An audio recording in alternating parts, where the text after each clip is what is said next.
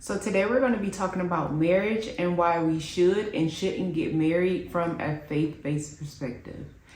So I'm going to hop straight into it. The reasons not to get married. Don't get married just because you're pregnant and you feel like people will judge you, or Christians per se will judge you for being pregnant out of wedlock. Don't get married because you just want your child to grow up in a two-parent household, even if the relationship is toxic, or it might not be. Maybe it's not toxic, but you know it's still unhealthy or not what God wants for you. But you want a two-parent household so bad that you would jeopardize your children, basically, like you would jeopardize their mental health. Don't get married if you just are getting married to get insurance, health insurance. Don't get married if you are just lonely and you just want companionship. Don't get married if you just think that the guy is cute or if the guy has money. Those are not reasons to get married to somebody. Don't get married if you are just in love with the idea of being a wife. I know a lot of women, like, they have had this like fairy tale outlook on marriage and weddings and all of that stuff since they were a child.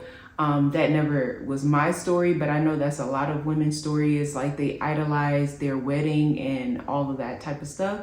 So that is not a reason to get married, because you still have to be married to that person. Like, the wedding is only one day. You still have to be married to that person for the rest of your life unless you get a divorce. And I would recommend that nobody goes through divorce. So please, if you're not married right now, don't get married just because. And the last thing I have is, don't get married just because you want a ring. I know a lot of women, they just want the ring on their finger. They want to post it on social media. They want to be engaged and all of that type of stuff. And all that is great, but it's only great if you're with the person that you're supposed to be with. Because once again, you don't want to be divorced. And I'm telling you that from experience. And so, reasons to get married. So the reasons I have to get married, and once again, these are based off of faith-based perspective, not the culture. Because the culture would tell you to get married just to be happy, just to have companionship, and get married for the money and all the things that I just named. But this is from a faith-based perspective. So number one, you get married so that you can be an example of how Christ loves us. So we are called to be the bride of Christ. Like, we are God's bride, like the church is God's bride. And so marriages are supposed to be an example of that relationship between Christ and his bride, which is us. And the second thing I have is to break generational curses. That's another reason why you want to get married, to break the generational curse of divorce that you may have on your family, to break the generational curse of people not getting married at all, or to break the generational curse of unhealthy marriages. Those are all reasons that you would want to get married. Another reason is to build a healthy and godly family and God-fearing kids. That's the first thing that God tells Adam and Eve, is to populate the earth. And so to be fruitful and multiply. So that's one of the things, is that we need to be building godly families so that we can have godly children. And then our children go into the world and they make a godly society. Like, that's how a society should be ran.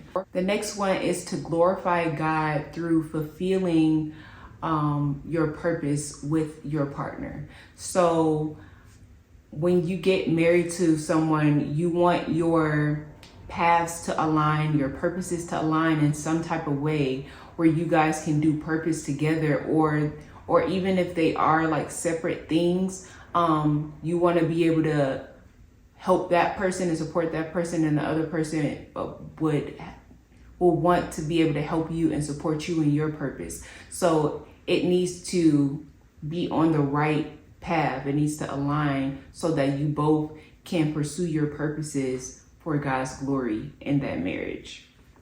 Another reason to get married is to grow and to be a better you.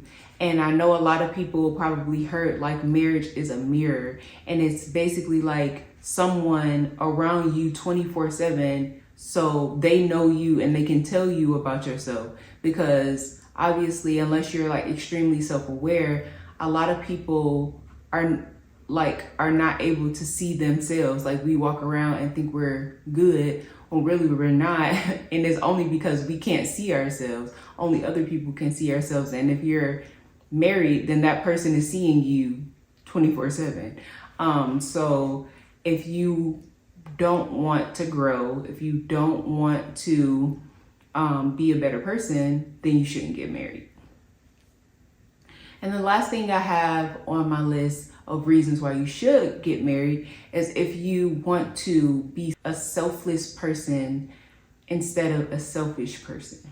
If you want that to grow in you, like if you want to be more of a selfless person than selfish, because when you get married, that is a huge thing. Like, you have to die to yourself. You have to make compromises. You have to make sacrifices and all these things. And if you don't want to do that and you want to stay selfish, then you want to stay single. And so these were all of my reasons for getting married. And I also did want to say too, it's like, I know there are a lot of women out there who are looking down on women who want to be married. And I just feel like we've come into like this day and age where women are independent and they don't need a man and all that stuff. But there are women out here like me who do need a man. Like, God created us, male and female. God created us to be in a marriage. God created us to have kids and multiply. And so if he created me this way, then I'm not going to walk around and say I don't need a man, because I do. Especially by me having a child, this is not a one person show. Like, having kids is really a 2 people job. And so I'm never going to walk around as a single mom or as an independent woman or whatever, walking around talking about how I don't need a man and all that stuff. And then a man also, it's not just about finances or taking care of kids or all of that. A healthy man is supposed to meet other needs, emotional needs, safety and security emotionally. Like, all of that stuff counts as me needing a man. It's not just about me needing somebody for my finances or me needing somebody to take care of my kids. It's actually your emotions. Like, you need someone to handle you right. You need someone to support you and be there for you, and all of those things that come with being married and being in a healthy relationship with somebody. So I just want to tell women out there to stop looking down on women who actually do want a man, who actually do want to be married. Yes, we shouldn't be desperate, and we shouldn't just be out here trying to get with anybody or anything. We should be waiting for the person that God has for us, waiting for the person that actually aligns with our values and aligns with the path that we're going on, that God has us on. But that doesn't mean that I'm going to have this mindset that I don't need a man. And I also don't want people to go around saying that people like me with this mindset is desperate because they want a family. That's a no. But yeah, that was a sidebar. That was my little rant. But yes, I hope that this encouraged you. And just remember to think like things, speak like things, and share like things. She has a 3 or 4 year old granddaughter, and how when she looks at her granddaughter and how her granddaughter acts, she basically said like that is the purest form of femininity.